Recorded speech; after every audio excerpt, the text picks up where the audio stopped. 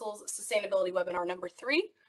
As most of you know, this is a series of webinars that we have been doing with our food sustainability grant. All the other sustainability webinars that are in this series are located on our ITEC YouTube channel, and I'm happy to post the link to that in the chat box. So just a couple quick logistics before we do get started. Attendees, please stay muted for the duration of the webinar. You may utilize the chat box that you're going to see in your right-hand corner. It'll be a little blue thing that says chat. You can utilize that function for questions during the webinar, and we will take a quick pause after each presenter to go over any questions that may be in the chat box. And then at the end, we will be opening the floor up to any verbal questions at the very, very end after all the presenters have gone. I ask that you please use the hand raise feature at that time, and then I'll unmute you guys one at a time. So with that, we are changing the agenda just a little bit. So our first presenters today are going to be talking about Conserving the Magic, Disney's approach to sustainability, with our speakers today, JD FITZSIMONS, Chef Gary Jones, and Becky Greiser with Walt Disney World. So with that, the floor is yours. Awesome. Can you hear me okay? Yes, I can hear you just fine. Great. So before I start with our introductions really quickly in the presentation, I just want to give a very public recognition and applause to Chelsea. We are honored to be here presenting to you today, and her determination in finding us and getting us here. She reached out to, I think, quite a few people and got to us through the EPA's contact with Food Waste and Loss Championship. So really wanted to recognize you for that. As Chelsea said, my name is JD FITZSIMONS. I am an Environmental Integration Director with Walt Disney Parks and Resorts. And I'll be one of the two presenters today. I'm joined by a couple of my partners here, Becky and Chef Gary, and I'll let them introduce themselves briefly before we begin. Becky, you want to go next? Sure. Hello, everyone. I will echo JD's comment that we are excited to be able to present to you and hear your questions. I am a manager with the environmental integration team also for Disney Parks and experiences. And I will be here as in the background answering any questions that I can through the chat that are quick answers, and then also helpful at the end from a questions perspective as well. I look forward to it. Morning, everybody, and thanks for being here, and thanks to Chelsea and everybody for setting this up for us. This is actually pretty exciting to be able to present this topic to a pretty amazing external group. So my name is Gary Jones. I have an amazing title of Culinary Environmental Specialist, but basically, as JD said, I'm just Chef Gary. I'm a chef. That's what I've always been. It's probably what I will always be. So it is exciting when we can talk about this, because I truly believe that food and beverage is responsible for a lot of the challenges that we face, but also holds the possibility for a lot of the solutions for those challenges at the same time. So JD's going to roll through a lot of this stuff, and I'll insert a couple viewpoints along the way, and should be a good seminar today. So again, thanks for being here, everybody. He thinks he's just a chef, but he is a well-recognized and respected chef, and you'll see through some of his work today. So I'm going to go ahead and get started. Screen share, just give me a moment, pull up this presentation. And I'm going to move our faces so I can see you all. Beautiful. Thanks, Becky. Got the thumbs up. So, hello, Cherokee Nation. Again, thank you for hosting us, allowing us to be here today. It is our pleasure to present Conserving the Magic, Disney's approach to sustainability. One thing I want to note as we present this is you'll see a lot of examples or specific examples about Walt Disney World. Our team here is based at Walt Disney World in Florida. However, we also support our parks and experiences across the globe, including California and in Paris, France, in Shanghai and Hong Kong. So some of these other larger goals are applicable across our entire segment of the company. Now, we very purposely start off this presentation with some very iconic images because oftentimes when people think about Disney, these are the things that come to your mind, whether it's through a childhood memory or maybe a vacation that you've taken to one of our parks, resorts, or maybe something you're planning or hoping to plan. Often these are the things you think about. However, did you know that behind every magical memory, there's an environmental story? And that's what we're here to tell you today. That's because at Disney, the way we create the magic is as dear to us as the magic itself. So what I want to do first is zoom out a little bit further on how we look at Walt Disney World, like I said, as an example, to help understand our approach to sustainability. And I'm not going to go through all these numbers on the page, but what this shows is as you zoom out, you may be familiar, or what comes to mind is those 4 theme parks, 2 water parks, maybe our Disney Springs, or formerly known as Downtown Disney Shopping, Dining, and Retail. Maybe it's the Wide World of Sports and a sports venue. But when you look at our property, we're all like a small city. In fact, we're 40 square miles of property, which is about the size of San Francisco, with hundreds of road and waterway miles across this property. Pre-COVID numbers here on the population, but on a daily average, we would have about 250,000 people on our property at a time. And that's cast and guests and other vendors and partners alike. We also have 30 hotels and over 28,000 guest rooms. And within those, hundreds of thousands, in fact, over 600,000 square feet of meeting space. And of course, in our dining and merchandise, we have hundreds of locations and recipes for those culinary experiences or souvenirs that people are buying for those mementos. And we move people around this property with a very extensive transportation infrastructure. In fact, we have a bus fleet that is larger than the Los Angeles Department of Transportation's bus fleet. And that's in addition to our monorail trains, our ferry boats, and the Disney Skyliner. Now, one of the best facts about this property is that nearly 1/3 of it has been set aside as dedicated wildlife conservation area. The Disney Wilderness Preserve is home to many species of native Florida wildlife. It's at the headwaters of the Florida Everglades and is an important stopover for more than 200 species of migratory birds. So how do we ensure our sustainability approach and environmental conservation initiatives will have meaningful impact? For us, it starts by having a strong culture of sustainability, and that started with Walt himself, who said, conservation isn't just the business of a few people, it is a matter that concerns all of us. And that continues to be reinforced today by our current CEO, Bob Chapek, who has said that our goal is to be as admired for our values and contributions to society as we are for the superb entertainment that we create. Now, that's a powerful statement from our top CEO of the company. At Disney, we have a name for this culture. It's environmentality. So now I want us all to take a look at a video that we've prepared that explains what environmentality means. Bear with me just one moment.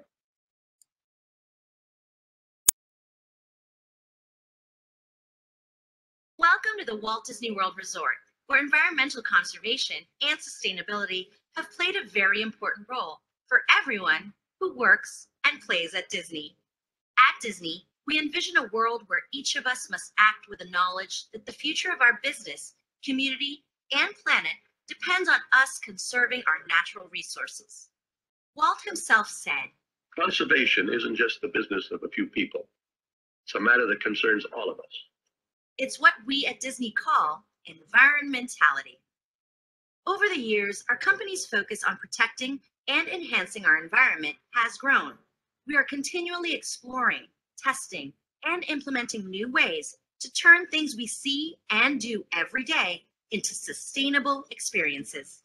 If you look very carefully, our cast members, iconic Disney structures, and our special friends you'll find they all play an important role in environmentality. Our solar facilities generate enough energy to power 2 of Walt Disney World's 4 theme parks. Solar energy is also used at other theme parks around the world, including Disneyland Resort, Tokyo Disney Resort, and Hong Kong Disneyland. And though we love our sunny days, we have found ways to save energy and light up the sky, even after the sun goes down. Energy conservation is a priority every day of the year, with a focus on lighting and cooling efficiencies. We conserve energy during the holidays too, by using LED lights for our outdoor displays and indoor decor. Even Cinderella's castle glows with LED lights during the holidays, using 80% less energy. Enjoying wonderful food and beverages is one of the great experiences here at Walt Disney World. But do you ever wonder what happens to leftovers from our kitchens? Disney Harvest reduces food waste by gathering excess prepared food and distributing it through the Second Harvest Food Bank of Central Florida. Even though we get our fair share of rain here in Central Florida, it's still important to conserve water. Our approach begins with using less water in general and using as much reclaimed water as possible, especially to keep our gardens and landscapes looking beautiful year-round. Recycling is a priority, and our cast members focus on keeping recyclables out of landfills every day. We make it easy for our guests to join in too. And Disney has made a global commitment to protect oceans by reducing single-use plastics, such as plastic straws, plastic stirrers, and plastic shopping bags, resulting in a reduction of more than 175 million plastic straws and 13 million plastic stirrers annually. Disney hotel guests, both on land and at sea, now have larger in-room amenities. These larger, refillable bottles replace single-use plastic amenities, reducing plastic by 80%. Our environmental journey has grown over the years and will continue to do so as our world protects, conserves, preserves, and sustains your world.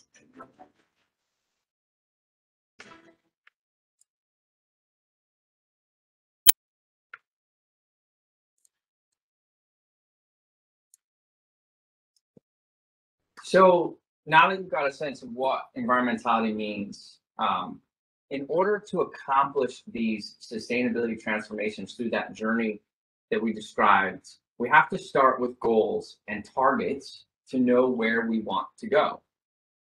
Since 2014, teams from around the world have been working tirelessly to support the long-term goals you see across the top of the page and the medium-term targets that we set in the center of the page, which were achieved by 2020. So our last targets that we just achieved at the end of last year, maintaining our potable water consumption at 2013 levels, and that included the growth that we've seen during that time, reducing our net emissions by 50% from 2012 total levels, and achieving a 60% operational waste and 75% construction waste diversion from landfill.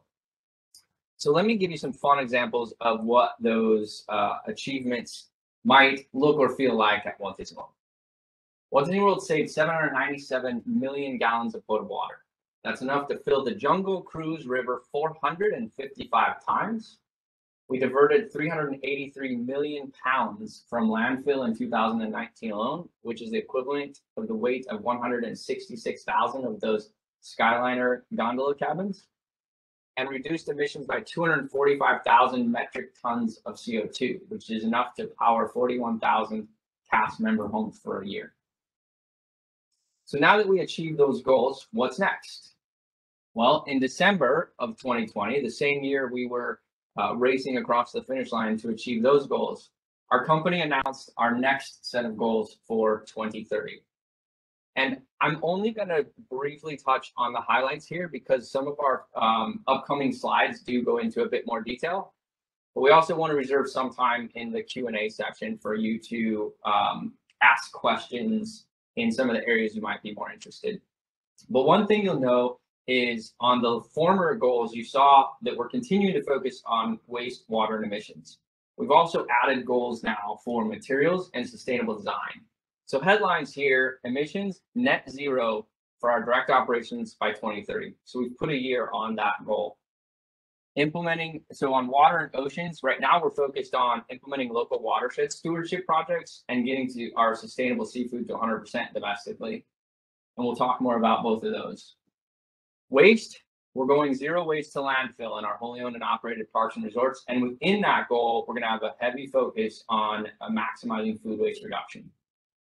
In the materials category, it's really about ensuring that the materials that go into our operations and our products are certified sustainable, or that they contain a percentage of recycled content, and that the way we produce them are sustainable as well. And sustainable design is all about our built environment. So as we build things, restore things, we want to ensure that we are supporting the goals that are to the left here, as well as building for a sustainable future. Our approach to achieving these aggressive goals is in three primary pillars or focuses. First is to always perform operational excellence and efficiency. That's continuing to reduce our footprint in our existing operations. The second is to transform our products and experiences, looking for ways to ensure that we are building, growing for a more sustainable future in mind. And last is that we energize and inspire others beyond our boundaries through the magic of Disney storytelling, which is what we do best, and through our other business integrations and partnerships. So first, I want to give you a few examples of what perform means or looks like. So as we think about emissions, we focus on our existing operations energy efficiencies. We want to ensure that we continue to reduce our energy consumption and be smart about our energy use. These are examples like LED lighting standards or better, and that's in all parts of our business worldwide. That's parks, our entertainment shows, our hotels, our cruise ship, and more. We do things like variable frequency drives in our equipment. We also invest in energy policies that are, so for example, we have temperature set points across all of our buildings across property, and we ensure that we invest in energy management systems and reporting so that we're continuously improving and monitoring our performance. From a waste perspective, we know that the growing amount of waste produced today poses a threat to our environment, ecosystems, and communities around the world. By reducing the amount of waste that we generate and reusing what we can, and recycling materials that can otherwise end up damaging those ecosystems, we can help reduce biodiversity loss, pollution, greenhouse gases, all while protecting our local communities. So from extensive recycling programs to transforming products, our cast are truly empowered to identify and implement waste reduction programs and creating circularity for a sustainable future in our operations.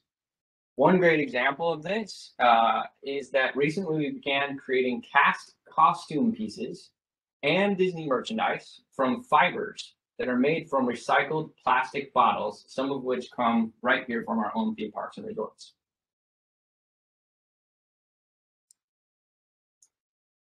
Our integrated approach to recycling and waste diversion and really our materials management is to ensure that we follow the chain of custody from end to end so that we can continuously make improvements in everything from bin labels to the truck routes. It also requires engagement of all of our key stakeholders through communications, training, and leader tools.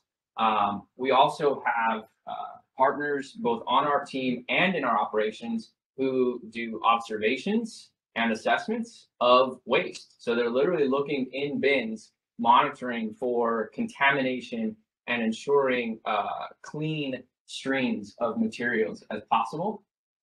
And lastly, this fun picture you see in the bottom right, we have extensive recognition tools and programs. This one in particular is our top recognition, which is the Disney Environmental Champion of the Year Award, which truly celebrates those role models of environmentality. And then when it comes to water, we have focused heavily on water conservation within our operations over the years. We have an extensive water reclaim infrastructure.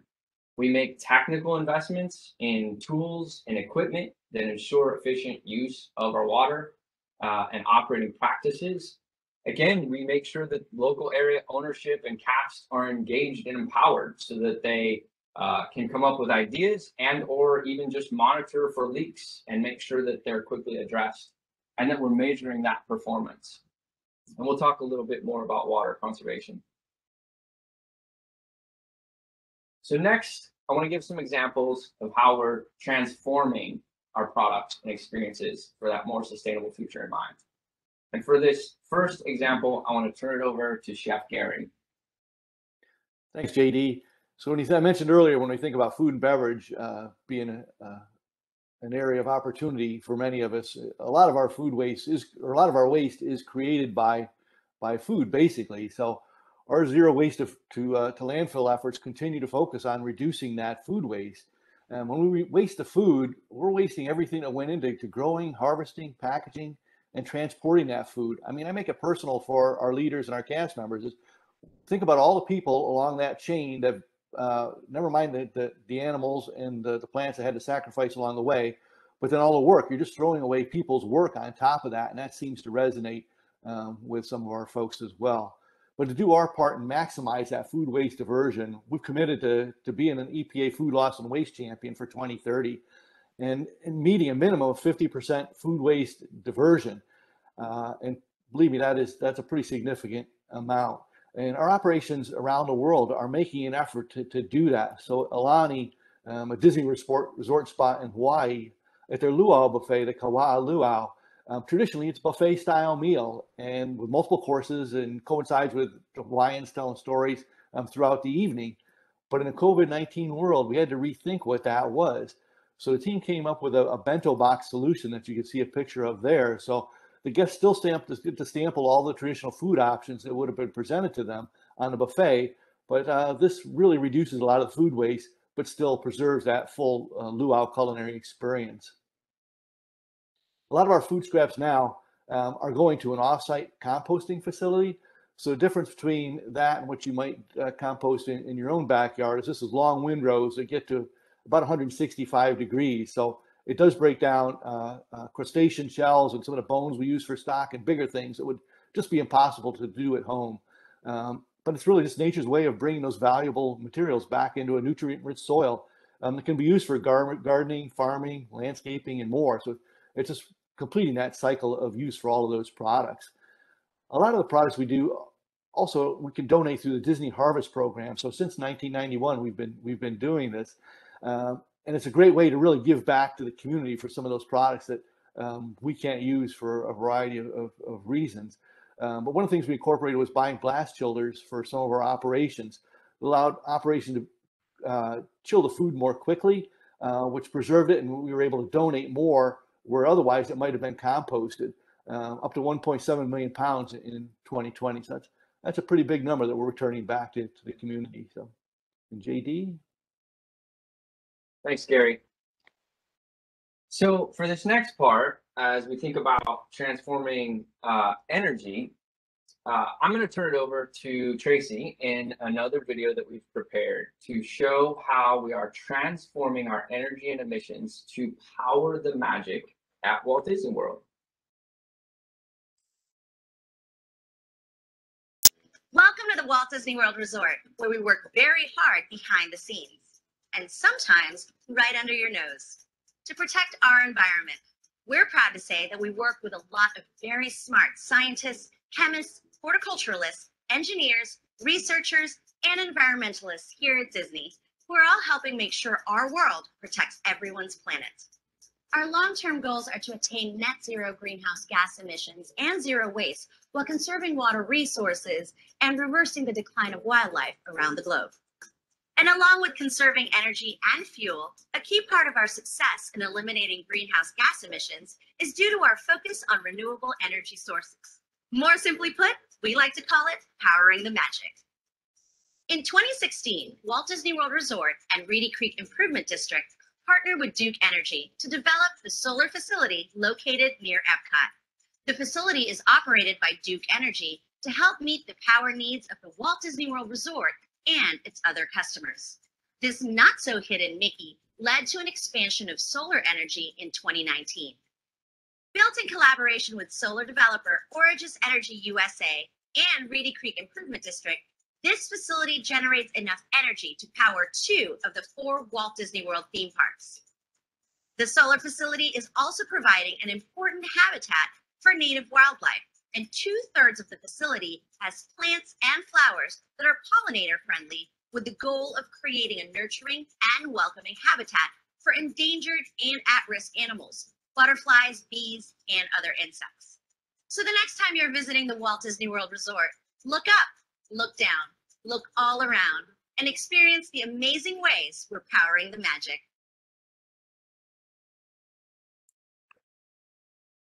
Thanks, Tracy.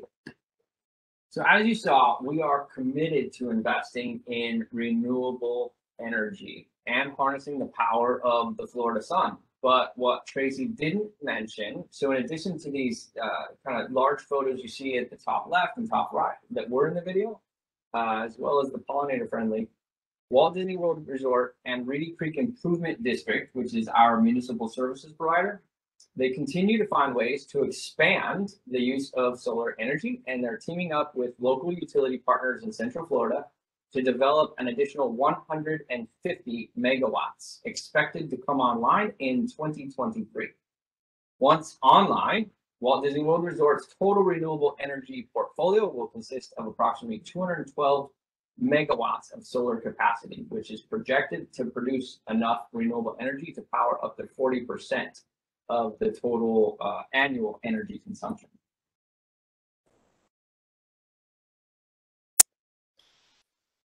And then, as we mentioned in our 2030 goals, sustainable design is even more so in the forefront now than it ever has been before. And that's, again, how we think about and build our sustainably build our built environment. So as we grow and expand, we want to ensure that we're building sustainably for the future.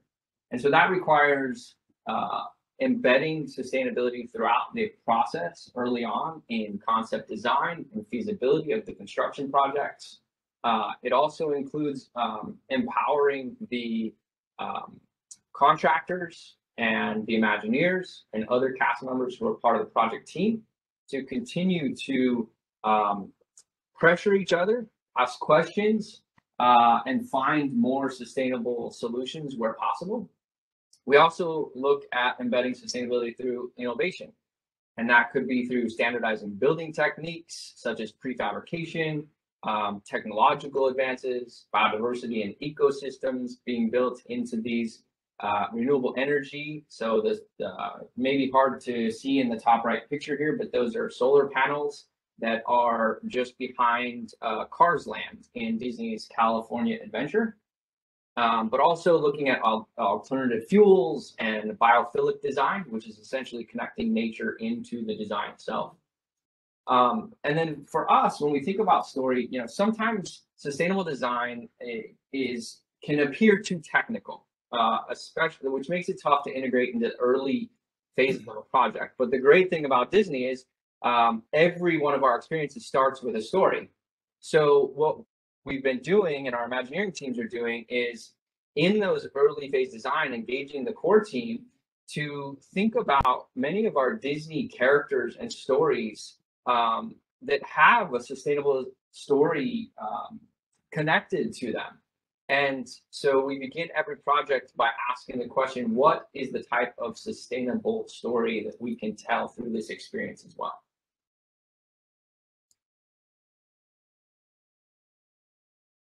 So lastly, we want to give you some examples of how we are energizing and engaging others beyond our boundaries through the magic of Disney storytelling and through our partnerships.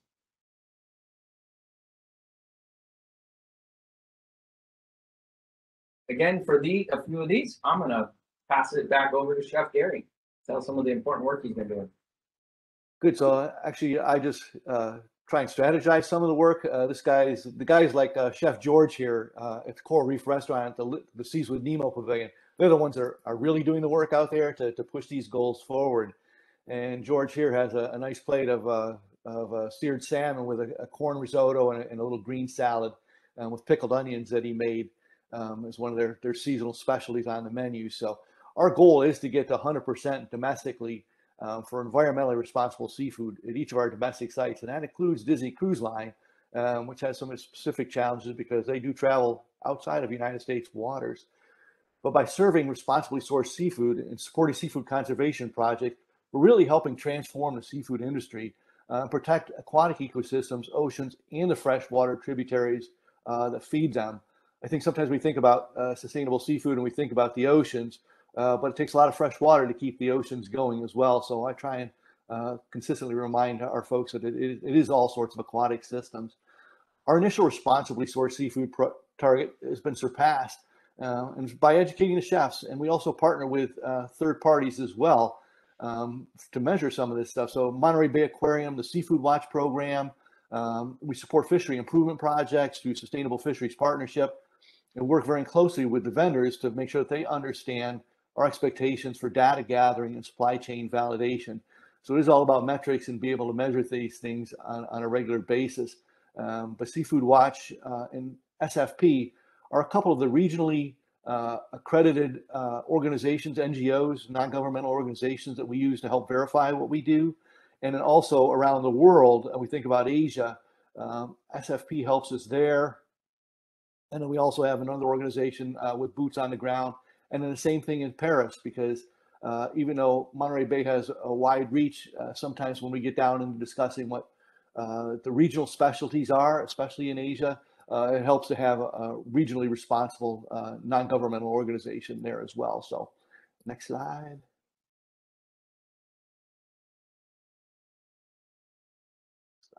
So we know that water is a vital resource for all of our ecosystems, for our communities and our operations around the world, right? Especially today, we hear a lot about water. And so shared resources, our operations have an impact on those local watershed conditions as well as the health of our oceans. So this is why we're committed to goals that protect regional and global water and ocean resources for the generations to come. As an example, towards our 2030 goals, we're committed to implementing watershed stewardship strategies that promote those regional watershed health priorities. And an example would be we started with a grant funded in 2020 for Audubon, Florida, to support wetland preservation. So I look at it, you have the water, but the biodiversity within that is what really helps bring that magic to life. Show you with the next slide. So in addition to water ecosystems, we also invest in natural climate solutions.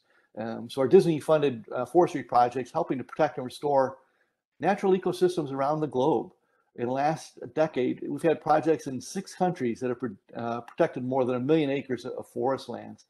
So an example would be forestry projects in the Amazon rainforest, but then also organic Peru Altamile USDA organic and fair trade certified coffee.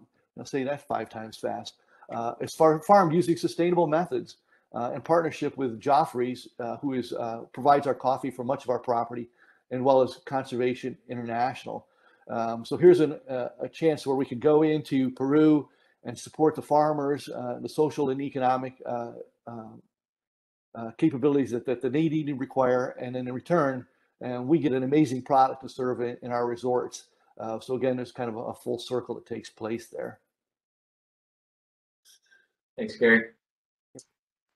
And then as we mentioned a little bit earlier, and in the environmentality video that was highlighted beginning in 2018, we set a series of commitments to eliminate single-use plastics, like you see here on the left-hand side. But in addition to these, as the 2030 goal is highlighted in our materials goal, we also set a commitment that all plastic in our consumer products, branded merchandise, and packaging to contain 30% or higher recycled content, or use a lower impact alternative where possible. And then additionally, the design of all of our branded packaging will ensure the ability to either reuse, recycle, or be composted by 2030. And then in addition to that, there were a few asterisks, if you noticed, on that goals page at the bottom. We are actually developing some additional goals to align with those 2030 goals that were already announced. And one of those is on plastics. So essentially, what is our phase 2 or next phase of our single-use plastics commitment? And we're developing that now to be announced at the end of next year. And then, of course, we are extremely proud of the Disney Conservation Fund, which was inspired by Walt's conservation legacy. It was established Earth Day in 1995 to help protect wildlife and wild places around the world. Since that time, the Disney Conservation Fund has inspired millions of people to take action to protect the planet and directed more than $100 million through guest and company contributions to reverse the decline of over 1,000 species of wildlife in more than half the countries around the world through efforts to engage communities in conservation. And we have a special focus on connecting kids to nature and have inspired over 18 million of the next generation of environmental and conservation leaders. So what is our vision for the future? For us, again, it comes back to that culture that started with Walt himself. We said, today we are the shapers of the world of tomorrow. That's the plain truth, and there is no way we can duck that responsibility and no reason why we should. That ends our presentation. Again, I just want to say thank you so much to all of you for hosting us. I hope you enjoyed today's presentation on Conserving the Magic, Disney's approach to sustainability. I encourage you to visit disney.com/environment to learn more about our sustainability and environmental commitments. And with that, I'm going to turn it back over to Chelsea for the next portion of today's presentations. If I can stop screen share. Thank you so much, JD. Thank you guys both, for JD and Chef Gary and Becky, for visiting with us today. We really appreciate you guys coming on. Becky, I know we were going to work together on the questions in the chat box. So if anyone has any questions at this point in time, please put those in the chat box, and Becky and I will go ahead and do that now. And then at the end of the webinar, like I mentioned before, we will open up for verbal questions. So if you have any questions at this time, please put those in the chat box. It looks like we have a couple coming in, Becky. Yes, I see that. And I'll work on those, but just to reiterate, what I can answer in the chat box, I will. But if I don't answer, it's because I'm going to save for deeper discussion later. That's fair, right? Yeah, that's fine. Great. Okay, well then with that, we'll go ahead and move on to our second speaker. Chelsea, just to be clear, do you want us to pause here for a moment for any verbal Q&A, or do you want us to wait to the end? Yeah, I mean, if you guys want to answer these questions out loud now, you're more than welcome, and then we could save the verbal questions for later. Do you want to do that? Got it. I do see Becky has answered some. Is there any quick outstanding ones that we can address? Recycling plan for solar panels at the end of these. That's a great question. So, I'll say we don't have the answer to that, primarily because the solar examples we gave you at Walt Disney World, those are actually contracts between our municipal services provider and those energy companies. So they're not actually directly contracts with Walt Disney World. They're with Reedy Creek Improvement District. We do, however, receive the power. So we benefit from these contracts, and we are 80% of that district. So Reedy Creek, if you read about the history of them, they were created when Walt Disney World was developed. And so we're a majority of that district. I don't have the answer for that today, but I can tell you that if there is a best way to dispose and or recycle those, we will absolutely be exploring and pursuing that. Great. There's another question here that I'd love for you to touch on, JD, and it says, would the plastics commitment include a reevaluation of the types of merchandise sold? And that's coming in from Dino. Yeah, that is a great question. So the division of our company that manages that, consumer products, games, and publishing, yes, they are actively looking at this, and I will say more so now than ever before. This is the first set of goals where they have publicly been part of the commitments. And they've already come out with some products, such as an apparel line that is a retro line called Mickey & Co. that has recycled fiber content in it. And that is also part of that comment I made earlier, that some of those bottles come right here from our own parks and resorts. They also just released some princess dolls line that will continue to grow, but it's I think you could say essentially almost packaging free. It's certainly plastic free.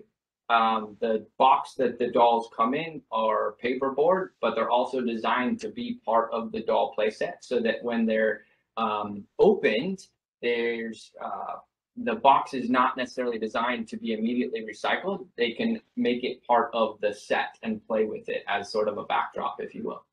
So yes, absolutely. We're looking at not only the materials that go into the product, but I think where possible, we are seeing our consumers want or desire and or demand some of these products, and know, that we're putting the right claims on them so that they know and feel good about what they're purchasing.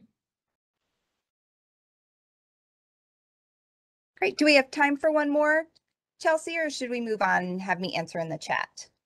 Yeah, I thought we could do one more question and then we could table the rest until the end. Okay, great. Just I want to address Amanda was asking about when we were talking about food donation, and I just wanted to clarify. So her question is around the food donation, helping keep food fresh longer. So it wasn't glass containers. It was actually blast chillers is what I'm assuming she's mentioning. So Gary, do you want to just expand a little on the blast chillers and how they're maximizing the food donation process? Sure. So the blast chillers are freestanding quick chill units.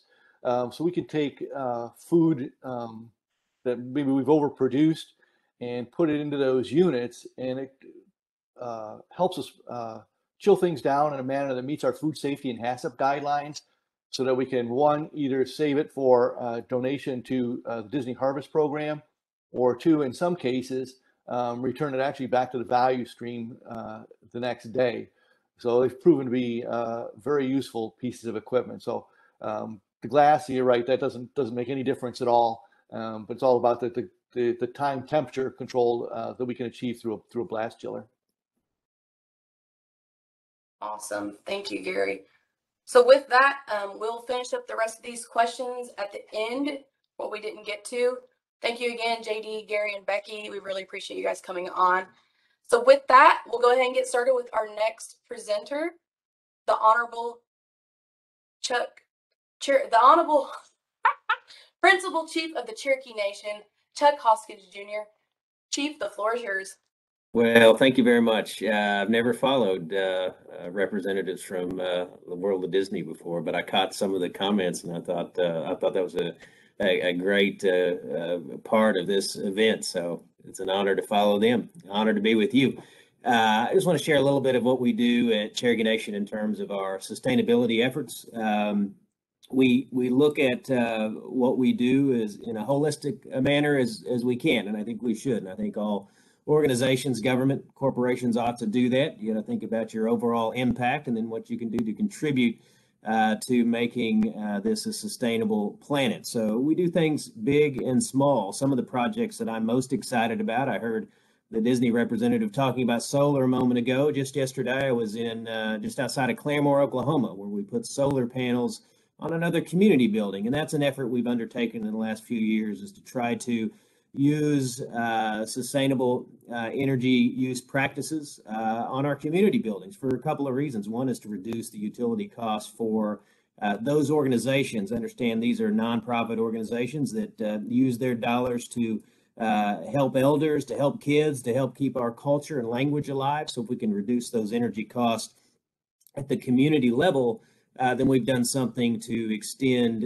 what they do locally. But I also think that young people in these communities ought to be thinking about where energy comes from and what kind of world they live in and what the future is. And I think when you put solar panels on top of a community building in a remote part of our reservation, I think you remind young people in particular that they are part of a larger world, and we all have some responsibility in that regard to each other. And so if we can reduce our carbon footprint in that way, and also do something, I think, to help educate young people, I think it is a real win. So we're trying to do that across the more than, I think, 36 community buildings that we have across the reservation. Hopefully, by the end of the third year of this program we will have addressed solar and other types of energy conserving and green energy projects at the community level.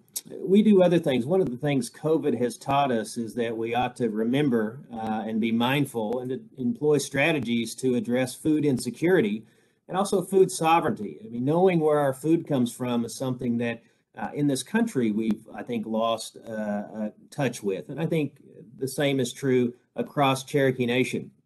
Engaging in practices that can be more sustainable in terms of where our food comes from can lead to healthy lifestyles, and I think it can also, in the aggregate, lead to some more responsible use of our resources, our land, our water. And so doing things like a meat processing plant that we have here locally developing is something that I think can lead us to engage in some more efficient practices to deliver food to our people. I mean, we live in a country in which the large food producers perhaps don't do it in the most efficient way. Perhaps they're not mindful of the resources that are used locally when it comes to food production. But we think on a smaller scale, and the meat processing plant is one example, that we can, provide protein to our citizens in a more responsible way. I think that's an example that every approach we take, we ought to think about what impact it has on our resources. And whether we're talking about solar panels, whether we're talking about the meat processing plant, whether we're talking about community gardens, which we fund at the community level, I think that gets our people thinking about the world in which they live in, and it gets us reducing our footprint, whether it's our carbon footprint or our use of other resources. There's other things that we do that I think contribute positively to our communities. You know, we're a rural area, and of course, people to connect from point A to point B to jobs and to healthcare, they need to drive. But what we've tried to do is to provide rural transit, and increasingly our transit fleet includes electric vehicles. So in terms of connecting people in an energy efficient way, rural transit is a way to do it. It helps connect low-income people in particular with resources, but to do so using the latest in technology for electric vehicles, again, also sends that message to our people that we're responsible for the world that we live in, and that we are not just talking about it, we're putting those words into action. We also do so at our local school. We have one of the few electric school buses in all of rural America that provides transit services to our young people. So the thought of a young Cherokee kid jumping on an electric bus that uses the latest in technology is something that I think is encouraging for our people as we think about the Cherokee people being forward-thinking, being progressive.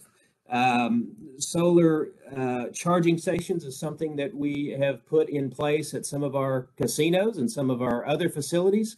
You know, in this country, we've got to build up the electric charging infrastructure if we're going to have vehicles in the future that are sustainable. And we know that relying solely on the internal combustion engine in this country, in this world, is not a path to sustainability. So Cherokee Nation is doing its part to build up the infrastructure across northeastern Oklahoma, and we hope we're part of the larger solution to that problem. So a generation from now, charging stations are just sort of second nature and just sort of part of the landscape in terms of what it means to charge up your vehicle. And Cherokee Nation is a part of that solution.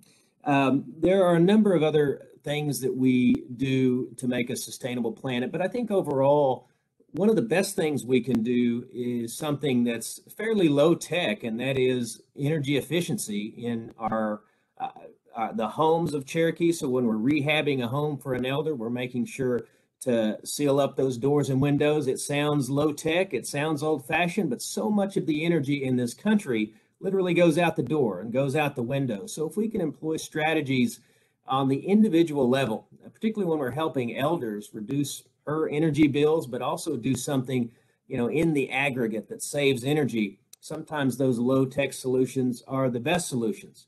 And then the other thing we do is this: we are building a great deal in the Cherokee Nation, whether it's our casinos, whether it's the largest in the country, Indian country outpatient health facility that we're building here in Tahlequah, whether it's a hospital that we have planned to be built in the next few years, or some health centers and some wellness centers. We've got to use construction techniques that take some of those low-tech ideas I mentioned about making sure those doors and windows are sealed, but also do the higher tech, higher end strategies to make sure those buildings are LEED certified, that they are buildings that are also part of a sustainable solution. So I think at Cherokee Nation, anything we build in the future has to incorporate energy efficiency, not just energy efficient materials, but things maybe we haven't done in the past. Water catchment systems, making sure we use more solar panels, maybe use some hydronic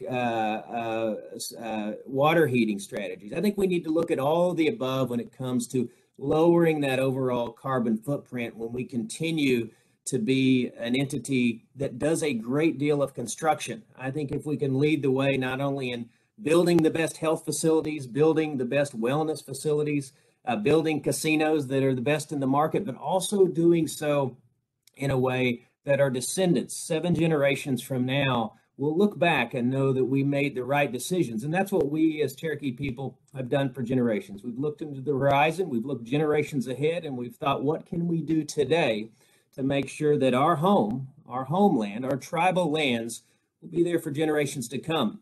Years ago, that meant just keeping a foothold. Years ago, that meant resisting the encroachment of other governments, of settlers. Today, what it means is making sure that this planet that we have, the air that we breathe, the water that we all enjoy, the land that we call home, making sure that is sustainable, making sure that is clean for generations to come. I think that Indian nations are leading the way in that respect, and I'm proud of Cherokee Nation and the work that we're doing.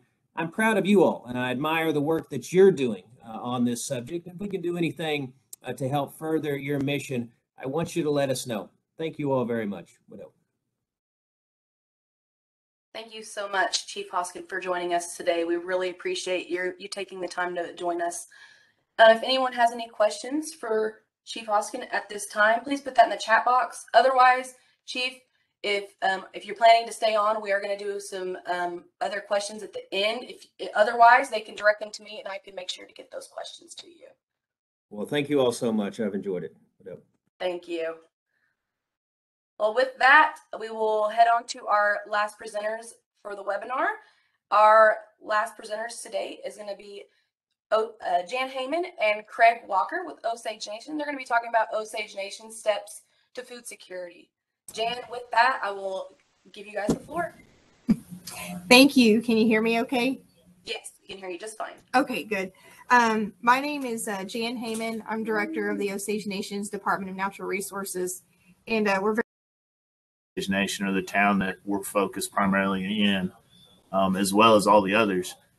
There's only one grocery store, and other towns in the area may not even have one. Shidler, 4 Acre. So there's various people that have to travel at least 30 minutes or head to Bartlesville or Tulsa even to get food to their sources, to their people, and provide for themselves. I'll backtrack real quick. So we've got 3 logos on there. One is the Butcher House Meats. That is the meat processor that the nation had built just recently. Construction on both the greenhouse, programs, buildings started right around last July, and there's kind of a deadline there. We got all the buildings and structures built right at the end of December. We were able to do a ribbon cutting there. and was able to start actually producing and did our first slaughters, I think, in February for the meat processor, and we were doing harvest in March on the harvest land, which is where our greenhouse and programs building is located.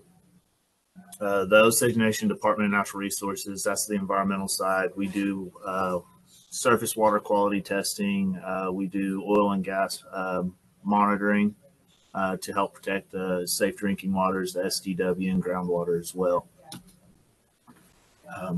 So our general mission statement for our department as a whole is to protect human health, the environment, and our cultural resources, and protect and develop those natural resources while preserving diverse human, cultural, and unique ecosystems within the Osage Nation.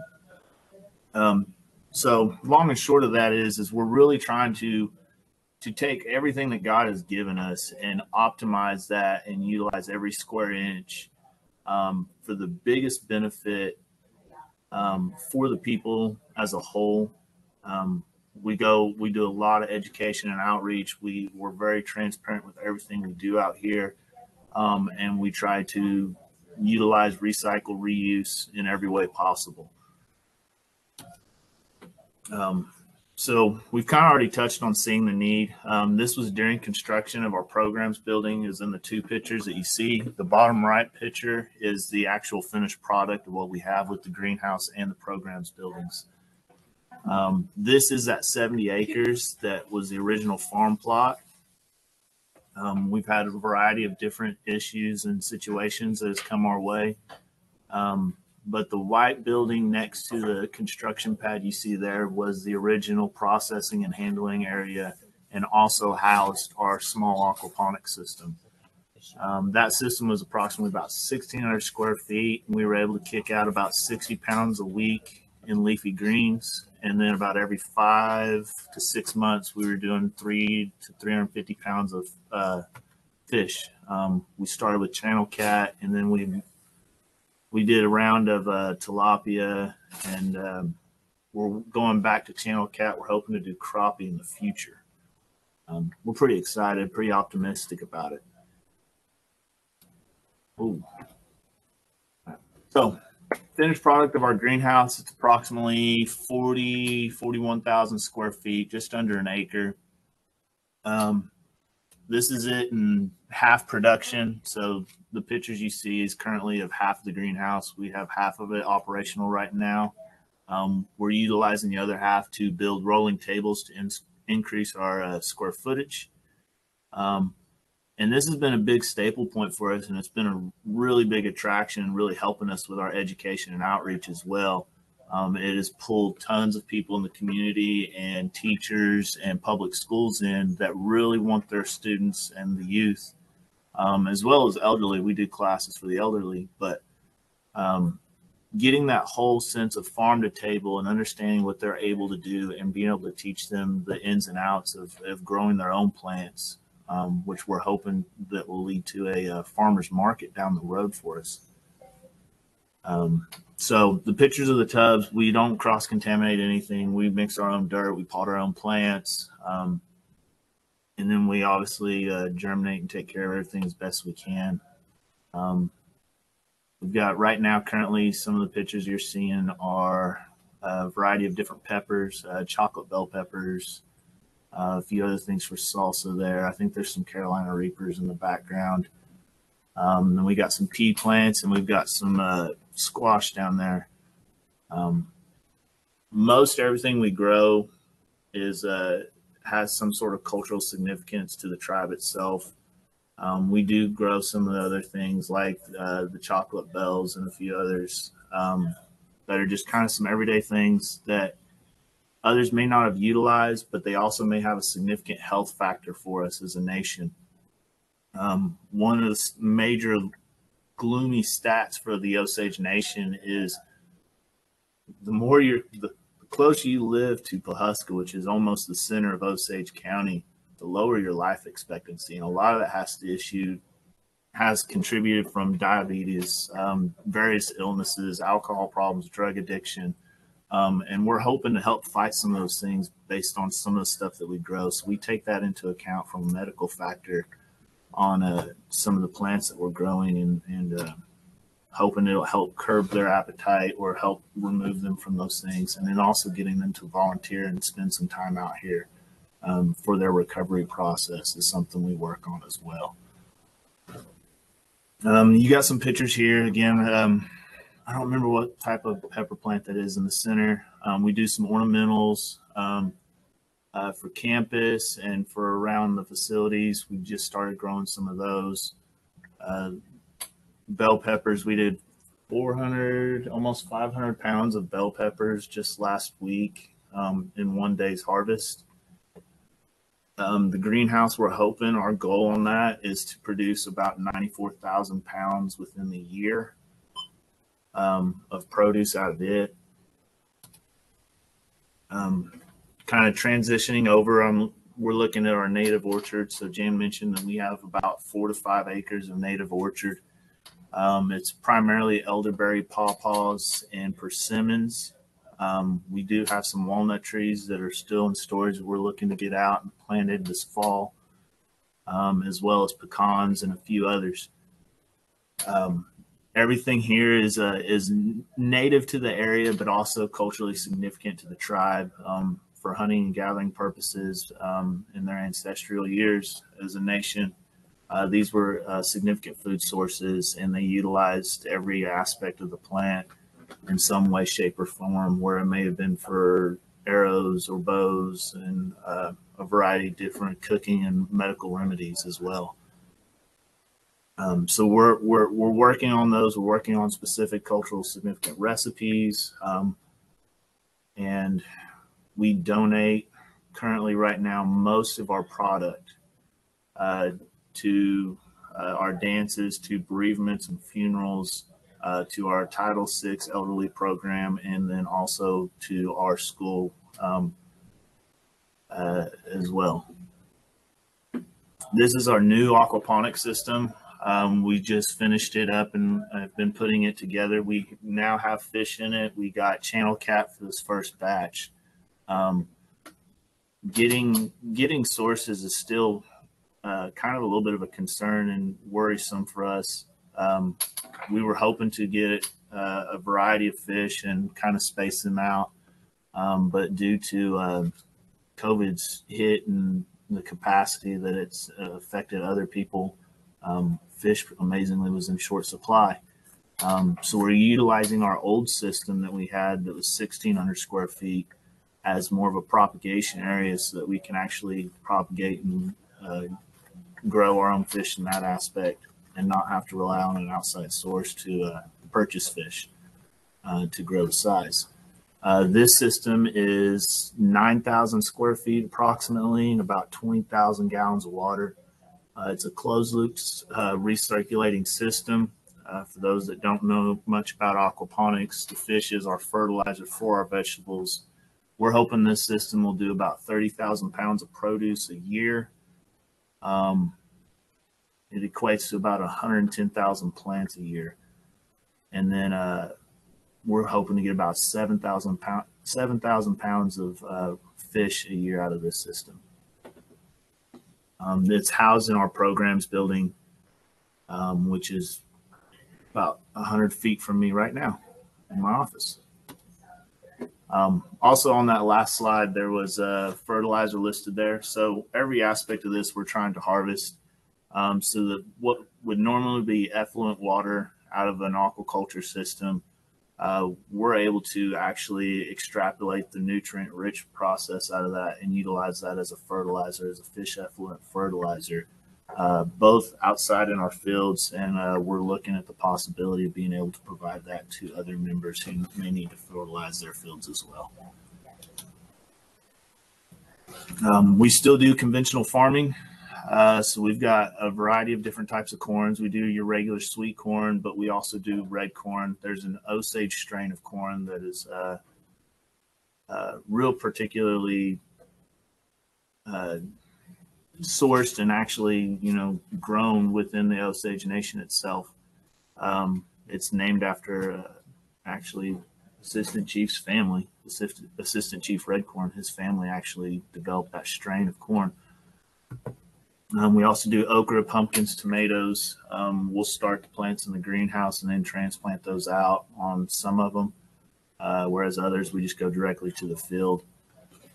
We're currently right now working and designing on an irrigation system for this. Right now it's just old school watering style where we're out there with sprinkler systems, but we're hoping to develop a more flood drain recirculated system with a catch pond that also serves as a rainwater catch system for runoff waters from the greenhouse as well as the programs building.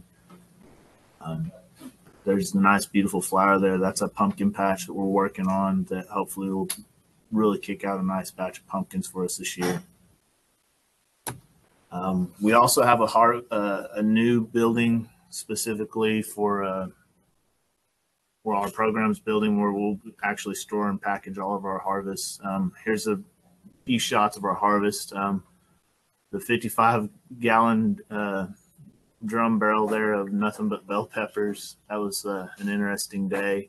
But we've got a great staff out here who really work hard and really take the time, and you can see and appreciate what they do.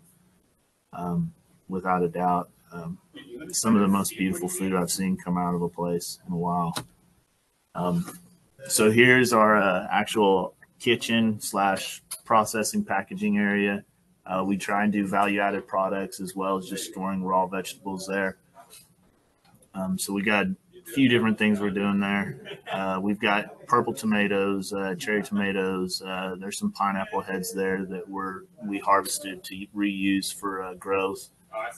We also got some squash, cucumbers, a little bit of everything. But we definitely use this day in, day out.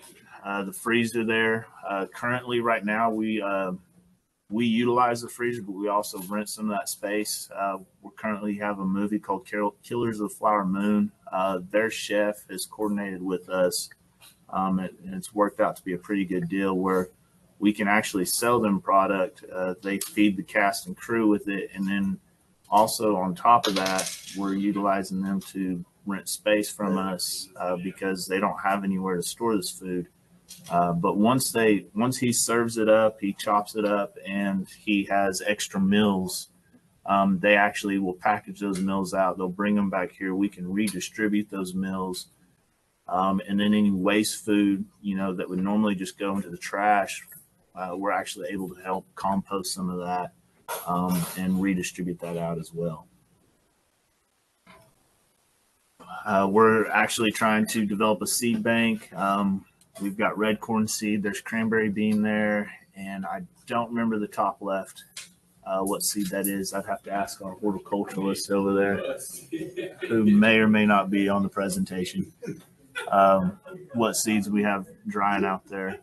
But we're trying to develop a large enough bank where if not only can we restock our own supplies and continue the work we're out here doing, but also be able to distribute seeds to those in the community that are trying to grow their own, that we're providing classes to.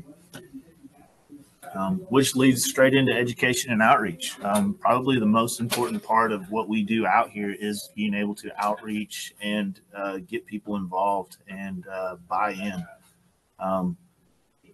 Letting them understand that every square inch is useful to them, but also in conserving and protecting the environment from a health standpoint, both for the future and for them at the moment. We have a great opportunity here to do that and show them ways, innovative ways that may be simple, something as simple as the Geomap 5-gallon bucket there at the bottom, being able to provide different types of herbs out of that with rosemary or whatever. That you could set in your windowsill. So now you're saving money. You're also saving time. You're utilizing a space that normally is just for looks to grow something. So we're every day trying to make the little small strides to push the envelope and help get more people involved. And with the education and outreach, we're hoping that we get enough people involved to where we'll set up a farmer's market, which I think we're going to have our first farmer's market day next week or the week after, where we have all the growers come in, they'll set up their booths, and it's just a walk-in outdoor, grocery store almost, just kind of makeshift in the moment. We're pretty excited about this one. It's going to help, being outdoors compared to indoors to some extent helps us fight with COVID and different things, which has been the primary focus of some of this. But I'm pretty excited about it. The meat processor is a marvel to me in its own right. It's pretty extraordinary what they were able to construct and build in such a short amount of time in the facility itself. It is quite state of the art as far as for what we have, and it's a drastic improvement. They have the capacity to do 10 head a day. When at full capacity, they can do approximately 10 head of cattle a day, and or bison. That's primarily what we're using it for. The facility can and will be operating and processing everything except for chickens, I believe. I don't remember the exact reason why. I just have a feeling that no one wants to pluck them all. So I didn't add too many photos in there. I don't know how many people are squeamish. We do have a couple carcasses hanging in the background with my boss there in the center, Jan, as well as a few of our ranch hands and board members of the ranch that provided the animals on the 43,000 acres that the nation owns.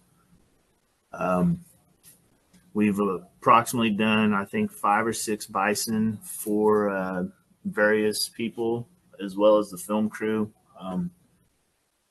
for the movie.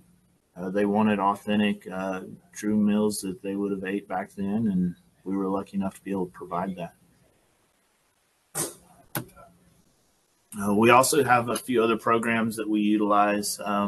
So of that 70 acres that Jan had previously mentioned for the farm, only about 30 to 35 is actual farmable land. Well, the other side of the creek is the other portion of that land. It's an overgrown, old growth type of area that's river bottom land with deciduous forest.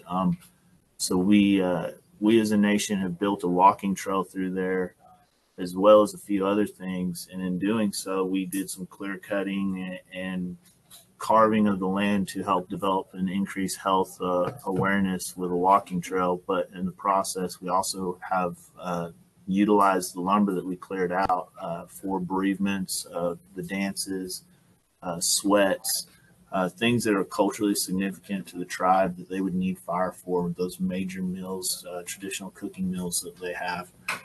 So we provide firewood for those fires and those cooks for free. And it's been quite the neat process. It also allows us as an environmental department to utilize best management practices and kind of re-invite nature back into an area that is a little more urban for our area. And give people the chance to appreciate nature in and of itself and maybe inspire some of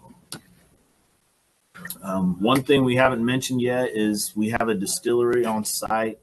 It is set up primarily for hand sanitizer. One of the big scares with the COVID process is also, washing your hands and staying healthy, getting rid of germs as best as you can. And hand sanitizer was something that was in short supply. So from a clinical standpoint for our medical clinic, as well as all the departments and programs and services we provide, hand sanitizer was a major deal. So we bit the bullet and we built a huge little distillery here that we are going to be providing and creating our own hand sanitizer for all the programs we mentioned, the casinos, the clinic, all the departments. We're hoping to offset that cost and be able to provide it locally and just be able to contribute one more thing to the cause. With that, that's kind of a general day-to-day thing of where we're at the moment. We have tons of plans for the future. We're always trying to expand and develop what we have going on. And I'm definitely open to any questions if anybody has any. Thanks so much, Craig. Jump in real We fast actually and have a say, question in the chat box. This is actually from Chef Gary, and he is asking how the Osage red corn is used. Chef question. Absolutely. So we utilize that in a variety of different ways. I've seen them actually grind it into a mill and mill it into a flour. They can use it for different types of like kind of a tortilla, but they also utilize it in hominy. That seems to be one of the major ones there is they'll actually make a hominy out of that red corn. Great, thank you. Okay, Absolutely. From Tracy, Craig and Jan. Oh, it's just a comment. Oh. Amazing. Kudos to you all. And thank you guys so much for speaking. I love listening about all the work you guys are doing. You're doing some amazing work. Awesome. So with that, I will open it up to verbal questions. So if anyone has any questions that they'd like to ask out loud, if you would just go ahead and raise your hand and I will unmute you. And this can be for Jan and Craig or JD, Becky, and Chef Gary. So if anybody wants to ask any questions, please feel free to raise your hand. JD, you have your hand raised. Oh, you have your hand raised. Yep, I do. This is not really a question, although I did have some that I think are still in the chat. I just wanted to say, I know Jan made sort of a joke about not wanting to follow Disney, but honestly, I'm so glad we stayed on because you guys are inspiring us. Honestly, you know, we tell stories, we do attractions and experiences. We do have teams of scientists and labs and a lot of research, but you guys are making it real. So loved every bit of that, and congratulations. And I think you upstaged us. Good job. Ooh. I appreciate that. That's a big time compliment. Just sitting and listening to you guys and watching what little bit I've got family that's gotten to go to Disney World and stuff, and I'm hoping to go this winter for the first time. But getting to see how you guys attack it and some of the things that you guys are doing, we're hoping.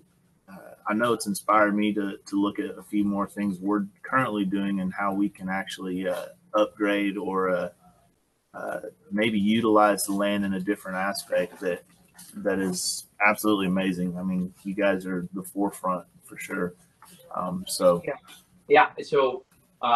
let's if you do make that opportunity, why don't you connect with Chelsea to us, and if you're down here, maybe we can show you some of our agricultural sciences. Oh, that'd be awesome. Yeah, so if anyone has any questions, feel free to raise your hand, or at this point, you can just unmute yourself. Everyone has capabilities of unmuting themselves. Since I'm a talker, Chelsea, and I already raised my hand, I'm going to ask the one that somebody already asked that's in the chat. It's like, how do you distribute the food to members? You mentioned a lot about grocery stores and food shortage. So, like, where does it all go? So currently, right now, we're working on all of our SOPs and policies to get in place to where we're just trucking it to various areas. So right now, we are distributing produce to our actual meat processor. They have an actual retail area, but we have a Title VI program that's primarily for our elderly.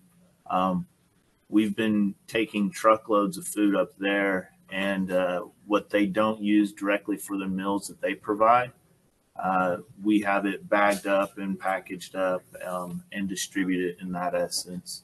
So we have kind of a one-stop shop area at the moment through Title VI that allows us to get that to the elderly. And same does go for education. Jan just reminded me it's the same thing. They happen to be within a couple blocks of each other, so we also drop some stuff off there for the youth as well. I saw Jan answering some in the chat, but that was the other question when you were talking about the trees. I was curious, and the seeds and the plants, and Chief Hoskin mentioned local gardens and stuff. Do you guys help source any of those starters for other regions' gardens or anything like that? We're hoping to expand into that aspect. hopefully next fiscal year, which is only a couple months out. We're still trying to get a few things ironed out right here, right on the farm. We hold the occasional class about once a month. And unfortunately, at the moment, we're only able to handle maybe 20 people at a time. And it's kind of a first come, first serve. But we're really trying to push forward and get a few more people on staff to where we can handle expanding that out to having classes and being able to distribute starter kits.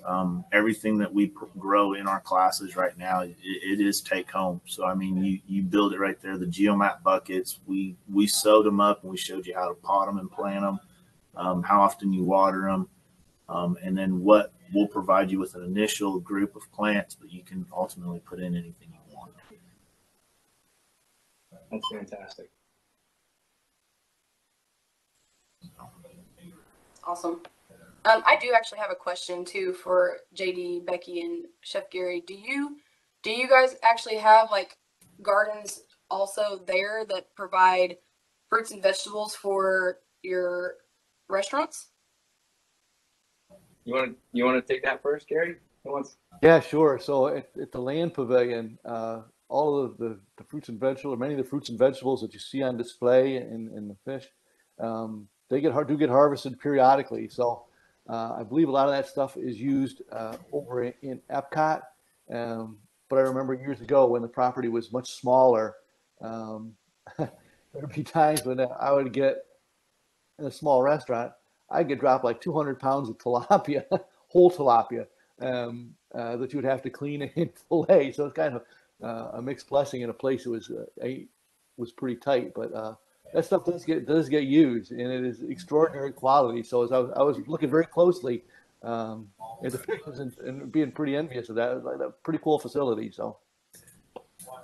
Yeah, and for those that aren't familiar with it, that's an attraction. So the land is a pavilion at Epcot, one of our theme parks. It has a couple rides inside, but one is living with the land, a little boat ride, and it takes you through a lot of the things that Craig and Jan were talking about. In fact, that our agricultural sciences team runs and manages and does a lot of research through in their agricultural labs. So it's a working attraction and laboratory. At the same time, and there's a restaurant up above it too called the Garden Grill Restaurant, which many times will be where they can send some of that harvested product as well. The other thing I'll just mention too is we have an extensive, so we mentioned 40 miles property. We have an extensive horticulture team that leverages a lot of our land for growing our own plants and some produce that's also used as feedstock for Disney's Animal Kingdom. So for all the animals and browse and things like that, but also for landscaping across our vast property as well. So we do a lot of that farming here on site as well. Awesome. Well, if there's no other questions, if anyone has any questions out of the fact you think of for any of our presenters, please email me and I'll make sure that our presenters get those questions. I did post a link to the Disney videos in the chat box earlier. I don't know if it disappeared after we got cut off, but if you guys want that link, again, email me and I can get it over to you. And this is being recorded. It will eventually be posted on our ITEC YouTube channel. And you guys can go there and rewatch this. It will be probably set up in 2 different ones since we got let go earlier. But if anyone has any questions with that, thank you so much, JD, Becky, Chef Gary, Jan, and Craig, and to the chief. And I think he may have dropped off, but a big thank you to you guys all for coming on here. We really appreciate it, and we really enjoyed the content. So with that, thank you guys again, and have a great rest of your day. It was our honor. Thank you. Absolutely. Thank you so guys. much. It was inspirational. Same here.